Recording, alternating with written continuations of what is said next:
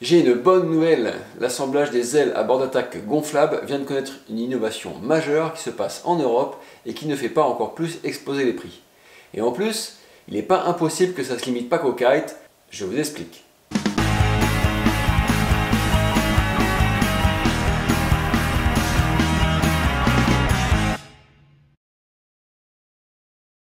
Salut les copains et les copines, bienvenue avec moi sur la Water Sport Zone. Vous le savez, si vous me suivez ici, sur Instagram, Facebook ou LinkedIn, même si je fais de temps en temps des vidéos de kite, je vous mets par exemple une playlist ici et en description, je ne suis pas celui qui a le plus kité ces derniers mois, mais pour autant, je suis toujours ce qui se passe et je reste toujours ultra curieux des innovations, qui plus est quand elles sont majeures et qu'elles ont le potentiel d'être transversales sur les autres activités. Suivez mon regard, je pense bien sûr par exemple à la wing. Donc quelle est cette innovation que je vous fais miroiter depuis tout à l'heure? Il se trouve que la marque Reedin, dont je vous ai déjà souvent parlé sur cette chaîne, et je vous mets aussi d'autres vidéos en lien ici, vient de sortir une nouvelle version de son kite haut de gamme, la Hyper Model. Je vous glisse aussi sur ce lien le test du modèle 2024 pour vous faire une petite idée. Mais cette fois, l'Hyper Model, elle arrive sans Alula, elle est moins chère et surtout, elle est encore plus légère. Si je rentre dans le détail, premièrement, elle a été conçue en collaboration par Damien Girardin, le cofondateur et designer habituel de la marque Reedin, avec Ralph Grosel. Et Ralph Grosel, c'est l'ex-designer Duotone, à qui on doit, par exemple, la Dice, l'Evo ou la Juice. Donc deux designers de ce calibre qui collaborent, juste excusez du peu quand même. Deuxièmement, je l'évoquais, la Hyper Model est fabriquée en Europe dans la toute nouvelle usine Brainchild appartenant à Ralph Grosel. Et la particularité de cette usine, c'est de disposer d'un mode d'assemblage exclusif et innovant, la fusion ou la ProWeld technologie telle qu'il l'appelle. Donc la fusion ou ProWeld technologie, qu'est-ce que c'est?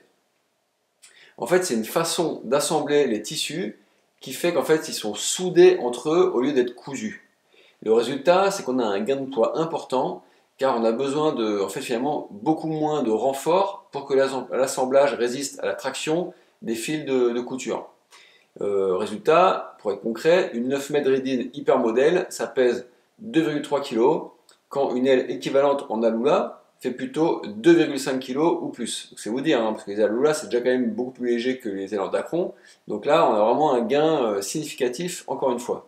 Et le tout pour un prix environ 20% moins élevé. Donc la 9 mètres Hyper Model Reedin 2025, donc issue de l'usine Brainchild, elle sort à 2219 €. Attention, hein, c'est pas donné pour autant, mais quand même, on est sur une innovation qui ramène les prix en dessous de ce qu'on a déjà connu. Donc ce système d'assemblage apporte un autre avantage, c'est aussi moins de déformation du bord d'attaque, car l'ensemble des panneaux font mieux corps entre eux et se comportent comme s'ils étaient faits d'une seule pièce. Donc ça, c'est un avantage sous charge, mais aussi dans les torsions en virage, où il y a aussi beaucoup forcément de charge. A noter que la fusion n'est utilisée que sur le bord d'attaque et pas sur le spi. Et aussi que les coutures, entre guillemets, les coutures ne sont pas visibles car elles sont protégées du ragage et autres par de petites bandes noires cousues. Donc c'est ce que je vous montre à l'image maintenant. Troisième point innovant, cette nouvelle usine utilise un procédé de sublimation pour donner de la couleur au spi et puis une déco aux ailes. Alors les tissus utilisés, en fait à la base, ils sont blancs et puis ensuite imprimés numériquement. Ce procédé utilise 5 fois moins d'eau et limite aussi l'usage de solvants durant la fabrication. Ça simplifie aussi la gestion des stocks de tissus, c'est vrai. Et au niveau du développement durable, forcément, c'est beaucoup mieux, surtout si on y ajoute les moindres besoins de transport comparé à une production qui se déroule historiquement en Asie. Notons aussi qu'il y a un nouveau spi qui est utilisé, c'est le Art Flight, qui est plus rigide et il est présent dans le corps de l'aile, en plus du spi Teijin classique qui reste en place lui vers les oreilles. Alors je vous passe vite fait sur les autres petits détails de design habituels des kites Reedin qui ont des standards haut de gamme, pour passer plus vite au test sur l'eau, parce que oui, même si je suis loin d'être le meilleur kiter et qu'en plus j'ai pas eu des conditions folles pour tester, ce qui compte se passe sur l'eau et donc évidemment j'ai pas résisté. Alors commençons par ce que j'ai kiffé sur cette nouvelle Hyper Model fabriquée chez Brainchild. Quand j'écoute les providers, eux, a priori, ils ont adoré la capacité de la Hyper Model à leur permettre des double loops en toute facilité Ils apprécient vraiment beaucoup son contrôle, même lorsqu'ils sont hyper toilés. Alors j'avoue que moi je suis loin de pouvoir juger ça, alors m'en voulez pas. Moi dans mes tests, j'ai eu une utilisation très basique du kite finalement, et j'ai quand même vraiment apprécié notamment la plage basse. Sur les images, là, je navigue en twin tip en 9 mètres à l'Almanar, par vent d'Est, alors que la plupart des autres riders en twin tip étaient ce même jour en 12 mètres. J'ai trouvé moi le kite super réactif, très rapide dans la fenêtre, ce qui lui garantit une puissance en fait démoniaque dès le bas de la plage d'utilisation. J'ai été impressionné par son lift hyper vertical dans les sauts et sa sustentation une fois en l'air, malgré le vent peu puissant. Finalement, alors je connais mes limites techniques, elles sont pas très élevées, et malgré tout, je faisais pas des sauts incroyables, hein, les conditions n'étaient pas incroyables, mais j'ai pas eu l'impression de faire des sauts moins importants que les gars qui étaient en 12 mètres et qui étaient correctement toilés pour s'envoler, quoi. Donc c'est quand même un point incroyable. Parce que piloter une 9 mètres, c'est quand même vachement plus agréable que piloter une 12, je pense qu'on sera tous d'accord là-dessus. La sensation de contrôle et l'homogénéité du kite m'ont beaucoup aidé à retrouver mes marques, même après avoir peu kité ces derniers temps. En effet, le kite était toujours là où je pensais qu'il était et il allait toujours où je voulais, quand je voulais. Donc c'était vraiment un pilotage super intuitif que j'ai vraiment beaucoup apprécié.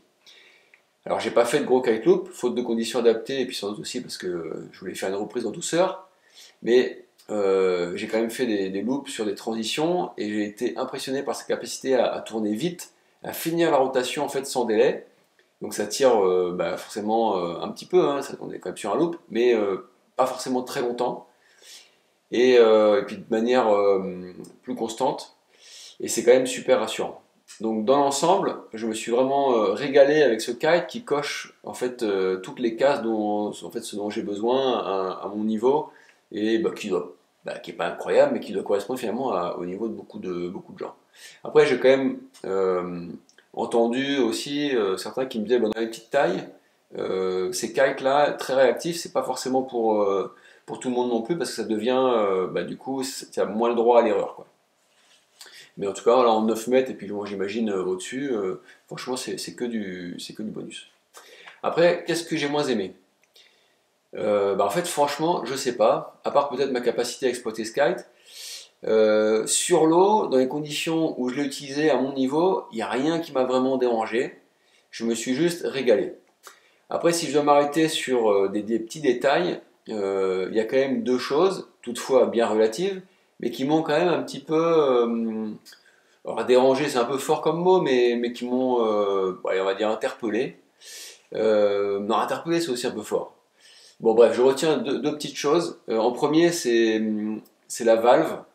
En vrai, elle est top, elle est super efficace. C'est pas, là où elle me gêne, c'est pas une histoire d'efficacité, etc. C'est plus une histoire de compatibilité avec en fait, les pompes des copains. Parce que le gonflage et le dégonflage, c'est hyper rapide, il n'y a pas de problème. C'est plus que en fait, le système il est tellement peu répandu que si t'as pas ton embout avec toi, tu l'oublies à la maison ou je sais pas pour quelle raison, faut vraiment avoir de la chance pour trouver quelqu'un qui puisse te dépanner. Deuxième point, c'est les tout petits nœuds sur les systèmes de connexion des arrières. Alors, bon, ça se défait pas, hein, on a connu des marques qui avaient des petits nœuds comme ça aussi dans le passé. Encore faut-il quand même bien serrer cette d'alouette. Mais je pense que c'est quand même surtout psychologique, mais ça fout un peu la trouille. Et voilà, donc je voulais quand même signaler ça. Et puis après, je ne veux pas non plus rentrer dans les considérations de goût et de couleur. Je sais que certains sont pas fans. Moi, j'aime bien. Et chacun de juger pour lui-même. Et ce sera très bien comme ça.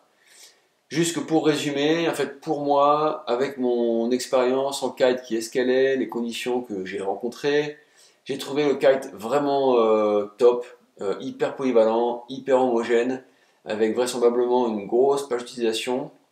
J'ai notamment vraiment constaté le gain de puissance en plage basse, certainement lié au poids réduit et puis à la vitesse de déplacement importante du kite dans la fenêtre. Donc, même si je suis personne pour ça, moi je valide à 100% cet hyper modèle et je trouve que le cumul d'innovation présent sur ce kite est incroyablement prometteur. Au niveau de la construction Brainchild, il y a une plus-value à divers titres. Donc, le poids, on en a parlé, les performances, on en a parlé, l'éco-responsabilité, on l'a évoqué aussi, et puis le prix par rapport aux autres solutions haut de gamme. Donc, il y a quand même un cumul de différentes choses. Et alors on pourrait se dire, voilà, on n'a pas forcément du recul, etc. Apparemment, au niveau solidité, l'assemblage en fusion a résisté à plus de 5 ans de tests par Ralph Grosel chez Brenchild, bien que l'usine soit neuve. En fait, il a commencé déjà auparavant à tester cette solution d'assemblage. Et donc, a priori, c'est une solution qui doit inspirer confiance. L'avenir nous le dira quand même, il faut rester prudent, mais voilà. Et moi, je salue quand même la marque Gridin et ses dirigeants qui n'ont jamais peur de prendre le lead en fait, sur des choix innovants et qui tracent leur propre chemin avec beaucoup d'audace dans ce milieu du kite. Je sais qu'il y a au moins une autre grande marque de kite qui s'apprête également à sortir une aile dans cette construction et de cette usine Brainchild. Mais pour l'une comme pour l'autre, les quantités disponibles risquent d'être très vite limitées, puisque cette nouvelle usine, en fait, elle n'a pas les capacités de production des usines asiatiques. On peut le comprendre. Donc voilà, évidemment, je vous mettais en appétit aussi là-dessus, dès l'entrée en matière de la vidéo. Le concept est aussi prometteur pour les ailes de Wingfoil, finalement qui ont un peu les mêmes problématiques, et où le poids et la déformation du bord d'attaque représentent aussi des enjeux cruciaux. Donc pour le moment, je parlais des capacités de production de l'usine, en fait elles sont ce qu'elles sont, et la disponibilité des tissus aussi de bord d'attaque dans les grammages adaptés à la wing, en fait vont sans doute nous faire encore patienter quelques temps avant de voir cette techno arriver sur la wing. Mais voilà, personnellement, moi j'ai quand même super hâte de voir ce que ça pourrait donner avec du coup des wings encore plus légères et puis qui se déforment moins. Et si tu veux savoir dès que ce sera en cours, n'oublie pas de t'abonner à la chaîne en activant les notifications, c'est la petite cloche. Et puis avant de partir, n'hésite pas non plus à cliquer sur une des vidéos complémentaires qui sont proposées à l'écran et à lâcher un like ou un commentaire ci-dessous. Ça me donnerait encore plus la motive pour faire plus de vidéos de kite. Allez, bye bye et à samedi prochain pour la prochaine vidéo.